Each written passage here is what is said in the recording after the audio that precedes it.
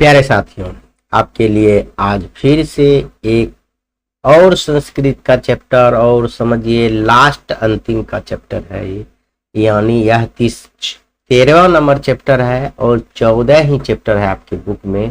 इसके बाद एक चैप्टर बचेगा और पूरा बुक आपका समाप्त हो जाएगा। जो बच्चा नहीं देखे हैं तो मेरे ही यूट्यूब चैनल पर, यानी आपके अपना यूट्यूब चैनल एग्जाम फ्लक्स पर प्लेलिस्ट में जाएंगे तो संस्कृत का बना हुआ है प्लेलिस्ट, और उसमें जाएंगे तो 1 बाय 1 वीडियो आपको मिलेगा। आप सभी वीडियो को देख लेंगे और बहुत ही कम समय में अच्छा नंबर आप स्कोरिंग कर सकते हैं। तो देरी ना करते हुए हम लोग स्टार्ट करते हैं। पूर्व की भांति आप जानते हैं कि एक चैप्टर जो है आपका मिनिमम 5 मार्क्स का है, क्योंकि यह 5 मार्क्स में आपका 3 ऑब्जेक्टिव और 1 सब्जेक्टिव रहता है, जिससे दोनों मिलाकर आपका 5 मार्क्स होता है। तो 1 घंटा में आपका 5 मार्क्स मिल रहा है, तो बहुत बड़ा चीज है जो कि आप किसी भी विषय में पढ़ के इतना स्कोरिंग नहीं कर सकते हैं। तो पाठ परिचय में हम लोग देख लेंगे थोड़ा सा, उसके बाद हम लोग इसका आप जानते हैं पहले हम पूरा चैप्टर का हिंदी रूपांतर समझेंगे क्या है, उसके बाद सब्जेक्टिव क्वेश्चन, उसके बाद ऑब्जेक्टिव क्वेश्चन, यानी वन शॉट।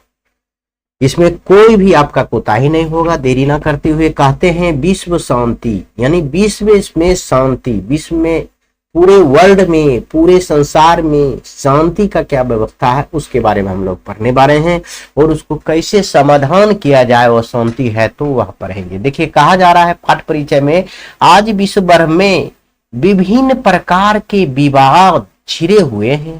देखिए कभी भारत को पाकिस्तान से, अभी वर्तमान में ही आजकल की बात देख लीजिए तो पाकिस्तान से कुछ खटमट हो रहा है, तो यह विश्व में अशांति का माहौल हुआ कि नहीं हुआ, वही है।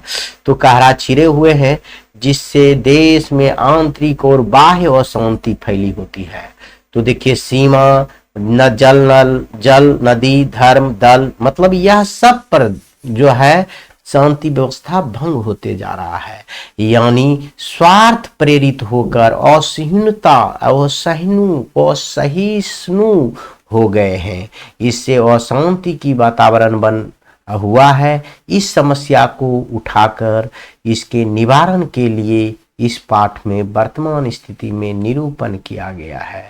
समझ गए, इस पाठ में निरूपण किया गया है। मतलब अशांति क्यों फैला हुआ है, तो प्रत्येक देश सोचता है मेरा सीमा यहाँ तक है, यहाँ तक है। कभी नदी विवाद पर, जैसे सिंधु नदी जल समझौता अपना भारत और पाकिस्तान के बीच है तो जल समझौता हो गया। धर्म के बीच में मेरा देश धार्मिक देश है, भारत तो कोई भी धार्मिक देश नहीं है, लेकिन दूसरा देश में तो होता है। यही विश्व के बारे में हम लोग पढ़ेंगे। विश्व में अशांति व्यवस्था है तो इसको शांति कैसे ला सकते हैं।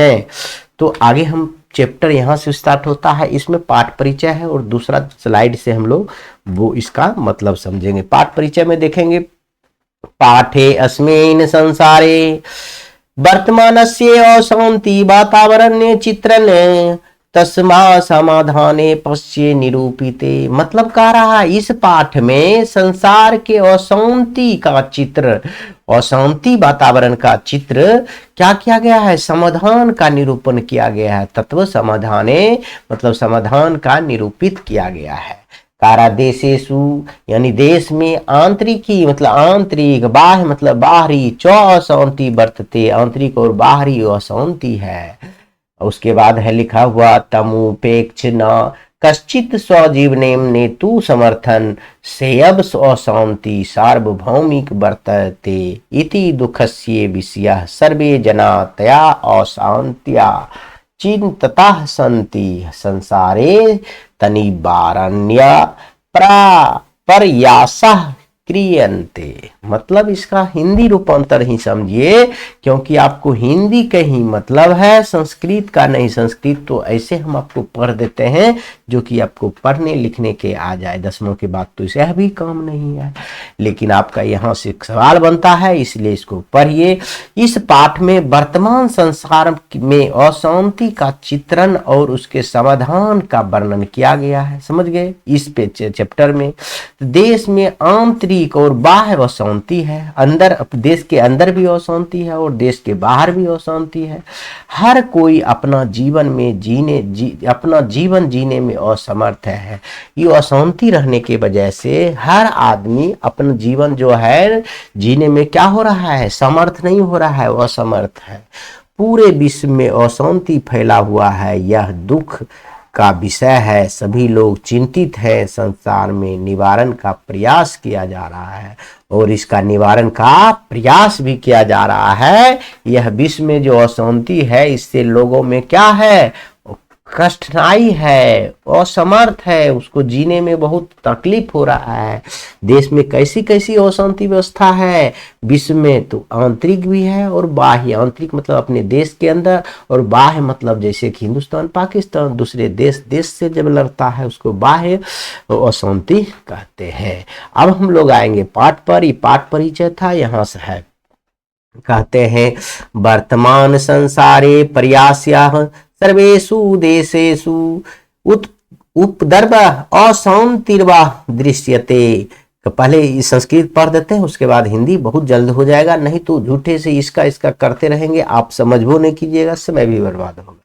तो कहते हैं कचिदेव शांति वातावरण वर्तते कचित देशस्य आंतरिकी समस्यामाश्रित्य कलहो वर्तते तेन शत्रु राज्यानि मोदमा नानी कलहन वर्धयन्ति कचित अनेकोषु राज्येषु परम्परां शीत युद्ध प्रचलित वस्तुतः संसारा अशांति सागरस्य कूलम ध्यासीनो दृष्टियते। मतलब कह रहा है इस समय जो है वर्तमान समय के, यहाँ संसार की बात कर रहा है, प्राय संसार में सभी देशों में अशांति देखा जा रहा है। संयोग से ही कहीं शांति का वातावरण देखने, मतलब कि भाग्य से ही किसी देश में शांति का वातावरण है, नहीं तो सभी देश में अशांति फैला हुआ है। देखिए किसी देश में आंतरिक अव्यवस्था के कारण तो कहीं शत्रु देश द्वारा अशांति फैलाया जा रहा है। तो अशांति कैसा है, किसी देश में आंतरिक अव्यवस्था है उसके कारण अशांति है, तो कहीं शत्रु देश मतलब पड़ोसी देश के द्वारा और शत्रु देश के द्वारा अशांति फैलाया जा रहा है। तो कहीं अनेक देशों में शीत युद्ध चल रहा है, तो अनेक देशों में क्या चल रहा है, शीत युद्ध भी चल रहा है। इस प्रकार सारा संसार क्या है, अशांति के वातावरण में जी रहे हैं। आप कहेगा सारा संसार अशांति के वातावरण में कैसे जी रहा है, तो आप कहिएगा कि कहीं तो है अपने आंतरिक समस्या है, देश की आंतरिक समस्या के कारण अशांति है, तो कहीं शत्रु देश के कारण अशांति है, तो कहीं शीत युद्ध के कारण अशांति है। इसलिए सारा संसार क्या है, अशांति के वातावरण से जूझ रहा है। हम लोग दूसरा स्लाइड में आएंगे, कहेंगे आशान्तस्य मानवता विन्यासम कल्पते अद्य विनाश्य विध्वंस कार्य यस्त्राणि बहु या विस्कृतानि सन्ति तेरेव मानवतानाशस्य भयम् अशान्तेः कारणं तस्य बिना निवारणे पाश्च समाधानया चिन्तनीयोः कारणे ज्ञाते निवारणस्य उपायो अपि ज्ञाते इति नीति। कहते हैं अशांति मानवता के विनाश का कारण है। वो कहेगा विनाश का कारण क्या है, तो आप कहिएगा वो अशांति क्या है, मानव के विनाश का कारण है। याद रखेंगे, क्योंकि आपको पूछेगा विनाश का कारण क्या है, मानव के विनाश का कारण क्या है, तो आप कहिएगा वो अशांति। इस समय विनाशकारी अस्त्रों का निर्माण विशाल पैमाने पर हो रहा है, उससे ही मानवता के विनाश का भय बना हुआ है। अशांति कारणों के निवारण के उपायों पर ध्यानपूर्वक विचार किया जाना चाहिए। अशांति के कारण पता चलते हैं, चलते हुए उनके समाधान के उपायों का भी पता करना चाहिए। समझिए, इस चैप्टर से आपको यही सवाल पूछेगा कि अभी जो वर्तमान समय में क्या चीज का निर्माण किया जा रहा है, तो विशाल विनाशकारी अस्त्र का निर्माण किया जा रहा है। अशांति का मुख्य कारण क्या है, तो मानवता का विनाश जो है हो रहा है। तो मानवता का विनाश होने का क्या कारण है, अशांति। ऐसे बोलिएगा, समझ गए, ऐसे आपका क्वेश्चन पूछा जाएगा।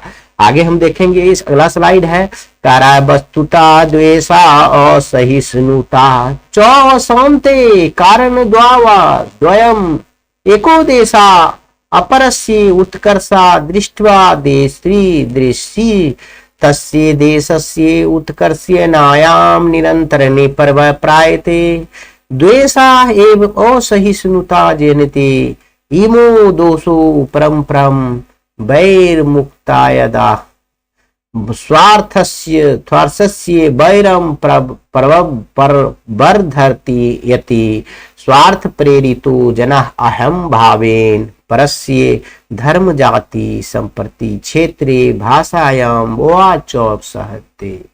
कह रहा है वास्तव में ईर्ष्या एवं असहनशीलता अशांति के मुख्य कारण है। आप पूछेगा VVI क्वेश्चन, अशांति का मुख्य कारण क्या है, तो आप कहिएगा ईर्ष्या और असहनशीलता, दो ही अशांति का मुख्य कारण है। और पिछले स्लाइड में हम बताए थे मानवता का विनाश का कारण क्या है, यह भी अशांति है।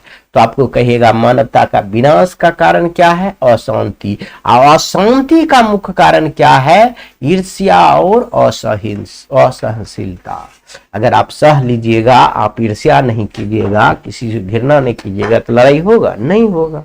तो वही कह रहा है, एक देश दूसरे देश की उन्नति अथवा विकास को देखकर जलना, जलभून मतलब जलना, जल जाते हैं और उस देश को हानि पहुंचाने का प्रयास करने लगते हैं। द्वेष ही असहनशीलता पैदा करता है। इस दोनों द्वेष के कारण ही शत्रुता जन्म लेती है, स्वार्थ दुश्मनी बनाता है, बढ़ाती है। स्वार्थ से अंधा व्यक्ति अंधकारवश दूसरे की धार्मिक, सामाजिक और भाषाई एकता को सहन नहीं कर पाता है। मतलब स्वार्थ है मुख्य कारण। शत्रु होने का मुख्य कारण क्या है, स्वार्थ, यानी दुश्मनी होने का मुख्य कारण है स्वार्थ। अगर स्वार्थ ही रहिएगा तो आपको दुश्मन जरूर मिलेगा। समझ गए। आगे देखिए, कह रहा है आत्मन एव सर्व मुत्कृष्टिमति मनते राजनीतिज्ञ ज्ञास्य अत्र विशेषेण प्रेरकाः सामान्यो जनः नो तथा विश्वनपि बलेन प्रेरितो जायते। स्वार्थोपदेशः बालक पूर्व निवारणीय परोपकारम प्रति आदि प्रवृत्ति उद्यपते तथा सर्वे स्वार्थ त्यजेयुः। अत्र महापुरुषा विद्वांसा चिंतकाश्च न बिरला संति। मतलब कह रहा है वे निजी विकास को ही उत्तम मानते हैं। कौन? स्वार्थी व्यक्ति जो होता है, स्वार्थी व्यक्ति क्या किसको उत्तम मानते हैं? वो अपना निजी विकास को ही उत्तम मानते हैं। स्वार्थी विकास आदमी किसको मानते हैं? स्वार्थी देश किसको उत्तम मानते हैं? तो निजी विकास को ही उत्तम मानते हैं। तो अगला कहेंगे, इस निकृष्ट विचारों के मुख्य प्रेरक राजनेता है। इसका मुख्य प्रेरक कौन है? नेता लोग हैं। सामान्य लोग ही नहीं, विशिष्ट जन भी बलपूर्वक प्रेरित किए जाते हैं। इसलिए स्वार्थी भावना को बलपूर्वक दूर करना चाहिए। यदि परोपकार के प्रति रुचि जग जाती है तब स्वतः सारे स्वार्थ मिट जाएंगे। यहाँ महापुरुष, विद्वान तथा चिंतक का अभाव है। यहाँ किसका अभाव है भारत में? तो यानी विश्व में, भारत में क्यों कहेंगे, हम कहेंगे विश्व में किसका अभाव है? महापुरुष, विद्वान और चिंता करने वाली का अभाव है, जो परोपकार नहीं करने चाहते हैं। वही कह रहा है इस चैप्टर में, यदि आपके पास परोपकार है, दूसरे की भलाई करना चाह रहे हैं, तो यह अशांति समाप्त किया जा सकता है। तो अशांति समाप्त करने का एकमात्र एक रास्ता क्या है? परोपकार, दूसरे को भलाई चाहना। जब आप दूसरे के बारे में अच्छा सोचेंगे तो आपकी झंझट नहीं होगा, लड़ाई नहीं होगा, तो शांति रहेगा, अशांति व्यवस्था नहीं होगा। आगे आइए, कहते हैं तेषाम कर्तव्यमिदं यत् जने जने समाजे समाजे राज्ये राज्ये च परमार्थ वृत्तियं जनयेषु ये न्युः शुक्रः उपदेशस्य च पर्याप्तः प्रयुक्तः तस्य कार्यान्वयनस्य जीवने अनिवार्यम्। उक्तस्य ज्ञानं भार्य क्रिया विना देशानां मध्ये च विवादानां समवितुमेव संयुक्त राष्ट्र संध्या पर्वेत्या संस्थायाः सन्ति तास्य काले काले आशिकतमपि विश्वयुद्ध विनिवारयन्ति। निवारयन्ति यानी कहता है इस उनका कर्तव्य होता है, किसका? परोपकारी व्यक्ति का, परोपकारी देश का, परोपकारी देश का क्या कर्तव्य होता है? हर व्यक्ति, हर समाज और हर देश को परोपकार की भावना को प्रचार करना चाहिए। परोपकारी का हमेशा क्या होना चाहिए? प्रचार करना चाहिए। थोथा उपदेश काफी नहीं है, झूठ फूस का उपदेश काफी नहीं है, बल्कि वैसे आचरण भी अपनाना जरूरी है, क्योंकि कहा जाता है कि क्रिया के बिना ज्ञान बोझ स्वरूप होता है। दो देश आपसी विवाद को खत्म करने के लिए संयुक्त राष्ट्र संघ आदि संस्थाएं हैं। दो देश में यदि विवाद होगा तो उसको खत्म करने के लिए एक संघ बनाया गया है जिसका नाम है संयुक्त राष्ट्र संघ। कहिएगा दो देश के विवाद को समाप्त करने के लिए कौन सा संघ बनाया गया? तो संयुक्त राष्ट्र संघ, संयुक्त राष्ट्र संघ, संयुक्त राष्ट्र संघ। यही समय समय पर संभावित विश्व युद्ध को दूर करता है। संयुक्त राष्ट्र संघ ही समय समय पर विश्व युद्ध को समाप्त करता है, क्योंकि दो देश के बीच जो झगड़ा होता है यह समाप्त करने की काम करता है। आगे देखेंगे, भगवान बुद्धा पुआ काले एव बेरेनस्य समनम असंभवे प्रोक्तवान अवरेण्य करुणाय मैत्री भावेन च वैरस्य शांति भवतीति सर्वे मन्यते। भारतीय नीतिकारा सत्यमे बुद्घोषयन्ति यानी अयम निजः परो वेति गणना लघु चेत साम उदार चरितानाम तु वसुधैव कुटुम्बकम। कहने का मतलब है कि प्राचीन काल में ही भगवान बुद्ध ने कहा था दुश्मनी से दुश्मन को खत्म करना संभव नहीं है। यानी आपकी गुस्सा है तो दूसरा आदमी भी गुस्सा करेगा, समाप्त होगा, वह तो और लड़ाई होगा, एक दूसरे को मर्डर हो जाएगा। लेकिन गुस्सा से अगर प्रेम को समाप्त करना चाह रहे हैं तो समाप्त हो जाएगा। यह किसने कहा था? दुश्मनी से दुश्मनी को समाप्त नहीं किया जा सकता है, तो पूछेगा तो कहिएगा भगवान बुद्ध ने कहा था, प्राचीन काल में ही कहा था, क्योंकि उसी समय था भगवान बुद्ध। मित्रता एवं दया से शत्रु भाव को शांत करना संभव है, यानी मित्रता से और दया से और प्रेम से गुस्सा को, दुश्मनी को शांत करना संभव है। ऐसा सबका मानना है। भारतीय नीतिज्ञों ने सच ही कहा है, यह मेरा है वह दूसरे का है, ऐसा नीच विचार वाले कहते हैं। उदार चित्त वाले अर्थात महापुरुष लिए सारा संसार ही अपने परिवार है। किसके लिए सारा संसार अपना परिवार दिखता है? उदार चित्त वाले व्यक्ति यानी महापुरुष व्यक्ति जो होता है, जो दूसरे को भलाई चाहता है, वह व्यक्ति को सारा संसार अपना ही परिवार दिखता है। समझ गए? तो आगे आइए, बहुत ही कम और लास्ट स्लाइड है, आपका यह चैप्टर समाप्त हो जाएगा। मात्र और मात्र कम समय में हम लोग यह चैप्टर समाप्त करेंगे और यह अंतिम लास्ट चैप्टर है और सबका प्लेलिस्ट बना हुआ है। आप आगे आइए, कह रहा है पीडनम आत्मनाशम जायते परोपकारस्य शांति कारणम भवति अद्यपि परस्य देशस्य संकट काले अन्ये देशाः सहायता राशि सामग्री च प्रेषयन्ति इति विश्व शांते सूर्योदयो दृष्टिये। कहता है दूसरे को कष्ट पहुंचाने से अपना ही नुकसान होता है। देखिए, कहता है परपीडनम मतलब दूसरे को पीड़ा देने से अपना ही नुकसान होता है और दूसरे को सहयोग से शांति मिलता है। दूसरे को सहयोग करने से शांति मिलता है। आज भी किसी दूसरे के दूसरे देश के संकट में सहायता राशि भेजी जाती है, इससे विश्व शांति का आशा प्रकट होती है। अगर किसी को आप सहायता करेंगे तो आपको शांति मिलेगा। इतना ही आपका चैप्टर था। अब हम लोग 2 नंबर का सवाल देखेंगे, फिर 1 नंबर का देखेंगे। कह रहा है विश्व में अशांति का क्या कारण है? और या पूछेगा अशांति के मूल कारण क्या है और विश्व में अशांति कैसे स्थापित हो सकता है। यह सब प्रश्न का आप एक ही जवाब दे सकते हैं कि अशांति मानव जीवन का नरक बना देता है। वास्तव में अशांति के मूल द्वेष और असहिष्णुता है, असहनशीलता है। समझ गए? असहिष्णुता मतलब होता है असहनशीलता, द्वेष मतलब ईर्ष्या। समझ गए?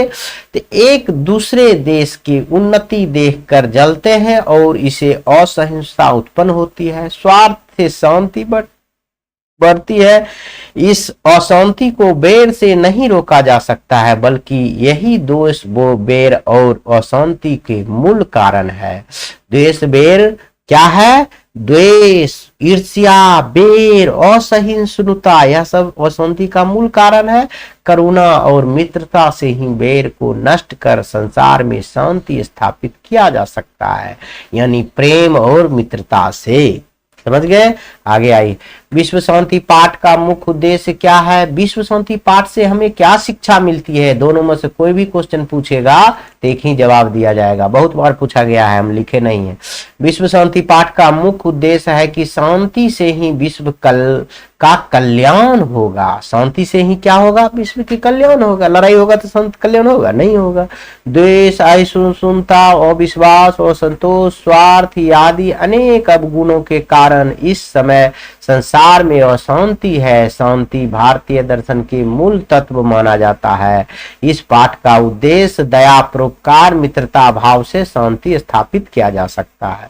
शांति स्थापित किया जा सकता है दया से, परोपकार से और मित्रता से। ठीक है, याद रखेंगे। तो देखिए, विश्व शांति पाठ के आधार पर उदार हृदय पुरुष का लक्षण बतावे। देखिए बताए हैं, अभी तुरंत बताए हैं। उदार हृदय पुरुष अपना पराया भावना नहीं रखता है, यानी पूरे संसार को अपना परिवार मानता है। वह भी लिख सकते हैं। सभी गुणों से परिपूर्ण वह सभी के साथ सद्व्यवहार करता है। उसके लिए संपूर्ण पृथ्वी ही अपना परिवार है। देखिए मेन पॉइंट ये है, उसके लिए संपूर्ण पृथ्वी क्या है? अपना परिवार है। किसके लिए? उदार हृदय व्यक्ति के लिए। उदार हृदय व्यक्ति के लिए संपूर्ण विश्व क्या है? अपना परिवार है। अगला आइए, कहलाता असहिष्णुता का कारण निवारण बताइए। एक लाइन में जवाब दीजिएगा। एक देश दूसरे देश की उन्नति देखकर जलते हैं, इसे असहिष्णुता समाप्त किया जा सकता है। असहिष्णुता के समाप्त किया जा सकता है, इससे असहिष्णुता को असमाप्त किया जा सकता है। यह लिख दीजिएगा, जलते हैं उसी को असहिष्णुता होता है।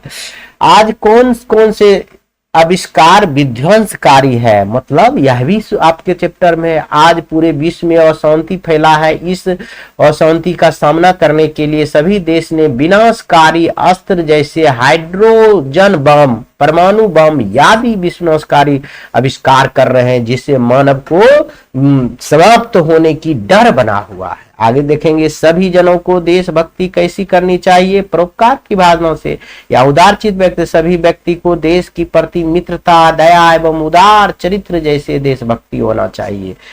हमेशा सोचना चाहिए पूरा देश मेरा परिवार है। जिस प्रकार सब परिवार पर लड़ाई झगड़ा नहीं करते हैं, उसी प्रकार आप सोचिए। आगे देखिए, कहता है महात्मा बुद्ध के अनुसार बैर की शांति कैसे होती है? बैर की शांति क्या होता है? दया से होता है, दुश्मनी से नहीं। यह महात्मा बुद्ध बोला। वसुदेव कुटुंबकय की अवधारणा क्यों आवश्यक है? तो कहता है वसुदेव कुटुंबकय की अवधारणा इसलिए आवश्यक है कि आदेश जात पात एवं ऊंच नीच जैसे आक्रमण देशों को झेलता रहा तो हम शांति से नहीं रह पाएंगे। इसलिए जरूरी है कि सारा संसार ही अपना परिवार है। सारा संसार क्या है? अपना परिवार है। उसी के लिए जीना चाहिए, तभी हम लोग शांति रहेंगे। इसका आवश्यक है। समझ गए? जात पात और नीचे ऊंच नीच झेलते रहिएगा तो कभी शांति नहीं होगा। राष्ट्र संघ की स्थापना का क्या उद्देश्य है? विश्व में शांति फैलाना।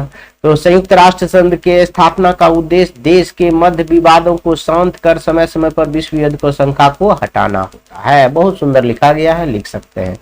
आगे है, विश्व शांति का सूर्योदय कब होता है? विश्व शांति का सूर्योदय हम कैसे देख सकते हैं? तो आराम से आज एक देश दूसरे देश के संकट काल में सहायता राशि तथा विभिन्न प्रकार के सामग्री भेजते हैं, इसे विश्व शांति का सूर्योदय कहते हैं। विश्व शांति का सूर्योदय मतलब अभी अभी शांति का दिशा पर चल रहा है, समझ गए। क्योंकि अब कोई भी सहायता राशि देखेंगे, कोरोना काल में इंडिया ही बहुत सारा ईरान को मास्क भेजा था, समझ गए। हर परिस्थिति में धर्म की ही रक्षा क्यों करनी चाहिए। तो धर्म मनुष्य की जीवन की सकारात्मक बनाता है। धर्म को मानने वाला व्यक्ति कभी भी बुरा संगत में नहीं पड़ता है और धन का उपयोग सही दिशा में करता है। धर्म का उपयोग सही दिशा में करता है, इसलिए मनुष्य को हर परिस्थिति में धर्म की रक्षा करनी चाहिए। कौन पूरी पृथ्वी पर एक परिवार को समझता है? उदार चित्त वाले व्यक्ति, उदार चित्त वाले चरित्र वाले व्यक्ति ही पूरे पृथ्वी को अपना परिवार मानता है, पूछा गया है। देखिए अब आइए हम लोग देखेंगे विश्व शांति पाठ में आपका जो है ऑब्जेक्टिव क्वेश्चन, और उसके बाद चैप्टर समाप्त करेंगे हम लोग। पहला है विश्व शांति पाठ का मुख्य उद्देश्य क्या है? तो आप जान रहे हैं इसका मुख्य उद्देश्य क्या है? विश्व में शांति एवं सहिष्णुता की शिक्षा, समझ गए, स्थापित करना। तो राष्ट्रसंघ की स्थापना का उद्देश्य क्या है? राष्ट्रसंघ का स्थापना का विश्व युद्ध को रोकना। क्या है? विश्व युद्ध को रोकना। आगे आइए, विश्व शांति का सूर्योदय कब होता है? जब राहत सामग्री भेजी जाती है। जब दूसरे देश को क्या भेजी जाती है? राहत सामग्री भेजी जाती है। तो कहेंगे विश्व शांति पाठ के आधार पर उदार हृदय वाले व्यक्ति का लक्षण क्या है? तो हम कहेंगे सारा संसार अपना परिवार मानता है। अभी तुरंत बताए हैं कई क्वेश्चन में। विश्व शांति पाठ का परिचय क्या है? तो विश्व शांति पाठ के परिचय में हम कह सकते हैं विश्व में विवाद और अशांति का चित्रण किया गया है। पाठ का परिचय का विश्व में क्या क्या विवाद है और अशांति क्या है उसका चित्रण किया गया है। तो विश्व में अशांति कैसे स्थापित हो सकती है? विश्व में अशांति कैसे स्थापित हो सकती है? अशांति स्थापित, अशांति नहीं तो हम परोपकार की भावना से, क्या परोपकार और सहयोग की भावना। वर्तमान में विश्व की स्थिति का वर्णन क्या है? वर्तमान में विश्व का स्थिति का वर्णन क्या है? तो इस सवाल के जवाब में हम लोग कह सकते हैं अधिकांश देशों में अशांति फैला है। अशांति अधिकांश देश में, शायद ही वैसा कोई देश है तो अशांति नहीं फैला हुआ। अशांति के मूल कारण क्या है? अशांति के मूल कारण है कि शत्रुता और द्वेष है अशांति का मूल कारण। आगे आइए, संसार में अशांति कैसे नष्ट हो सकती है? संसार में अशांति कैसे नष्ट हो सकती है? तो हम कह सकते हैं करुणा और मित्रता से, करुणा और मित्रता से। कई बार देखें विश्व शांति पाठ में किस समस्या पर ध्यान केंद्रित किया गया है? विश्व शांति पाठ में किस समस्या पर ध्यान केंद्रित किया गया है? तो हम कहेंगे अशांति और इसके समाधान पर, अशांति और इसके समाधान पर ध्यान केंद्रित किए हैं। विश्व में अशांति का मुख्य कारण क्या है? द्वेष और सहिष्णुता। आगे आइए, विश्व शांति पाठ के अनुसार अशांति के निवारण के लिए क्या आवश्यक है? अशांति के निवारण के लिए क्या आवश्यक है? करुणा और मित्रता, करुणा और मित्रता है। उसके बाद हम लोग देखेंगे 13वां नंबर सवाल, अशांति और द्वेष के कारण क्या उत्पन्न होता है? अशांति उत्पन्न होता है। क्या होता है उत्पन्न? तो हम कहेंगे अशांति उत्पन्न होता है, अशांति तो है नहीं, और शत्रुता उत्पन्न होता है, अश्लीलता उत्पन्न होता है, समझ गए। तो विश्व शांति पाठ में किस प्रकार की अशांति का वर्णन किया गया है? विश्व शांति पाठ में किस प्रकार का अशांति का वर्णन किया गया है? तो आंतरिक और बाह्य दोनों अशांति का वर्णन किया गया है। तो किस प्रकार की सहायता विश्व के शांति में सूर्योदय कहा जाता है? राहत सामग्री को किया जाता है, अभी बताए। विश्व शांति पाठ में किसके खिलाफ ध्यान दिया गया है? किसके खिलाफ ध्यान दिया गया है? तो हम कह सकते हैं कि जो है अशांति और द्वेष के खिलाफ ध्यान दिया गया है। उदार हृदय पुरुष के लिए सारा संसार क्या है? एक परिवार है, समझ गए, अभी बताए थे। अशांति के निवारण के लिए सबसे महत्वपूर्ण क्या है? करुणा और परोपकार है, बस। अब देखिए विश्व शांति पाठ के अनुसार विश्व का वर्तमान क्या है? विश्व में का वर्तमान अभी जो दिख रहा है वह कैसा है? यह आप बताइए। एक अशांति का समुंदर, एक अशांति का समुंदर कह सकते हैं, समझ गए। अशांति का समाधान किस भावना से संभव है? अशांति का समाधान करना है तो करुणा से समाधान होगा। क्या होगा? करुणा से समाधान होगा। देखिए आपका 20 सवाल बताए हैं, 20 में आप कितना किए हैं? 20 में यदि आप 18 कर लिए हैं तो हम समझेंगे कि आप थोड़ा सा ध्यान दिए हैं, नहीं किए हैं तो हम लगेंगे कहेंगे कि हम लोग आप ध्यान नहीं दिए हैं, तो एक बार दोबारा देख लेंगे। और भी इसमें ऑब्जेक्टिव हो सकता है लेकिन नहीं लिए हैं, आप ध्यान देंगे तो आपका सारा चीज बन जाएगा। एक ही क्वेश्चन रिपीट करके कितना बताएंगे, इसलिए यह चैप्टर को यहीं समाप्त करते हैं। और एक चैप्टर और बचा है, वह कल लेकर आएंगे। इसी के साथ वीडियो समाप्त करते हैं। जय हिंद।